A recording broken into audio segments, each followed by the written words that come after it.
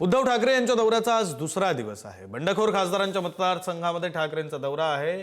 ठाकरे हे आज ओमराजे निंबाळकर आणि संजय जाधवांच्या मतदारसंघात आहेत। थोड्याच वेळात उद्धव ठाकरे परभणीमध्ये कार्यकर्त्यांशी संवाद साधतील।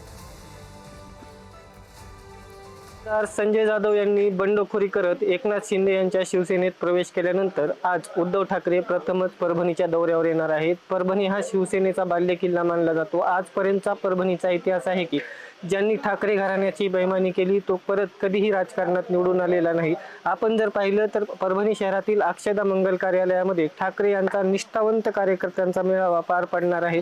या मेळाव्याची जय्यत तयारी केली जात आहे। उद्धव ठाकरे रात्रीच परभणीमध्ये मुक्कामाला दाखल झालेले आहेत। या जय्यत तयारी केली जात असताना परभणी जिल्ह्यात उद्धव ठाकरे यांचे दाखल होताच जंगी स्वागत करण्यात आले होते। एकंदरीतच पाहिलं तर अक्षदा मंगल कार्यालयामध्ये या मेळाव्याची तयारी केली जात असताना खासदार संजय जाधव यांनी बंडखोरी केल्यानंतर उद्धव ठाकरे यांचा हा पहिला परभणी दौरा आहे। त्यामुळे उद्धव ठाकरे या दौऱ्यामध्ये निष्ठावंत शिवसैनिकांना काय मार्गदर्शन करणार हे पाहणे देखील महत्त्वाचे ठरणार आहे।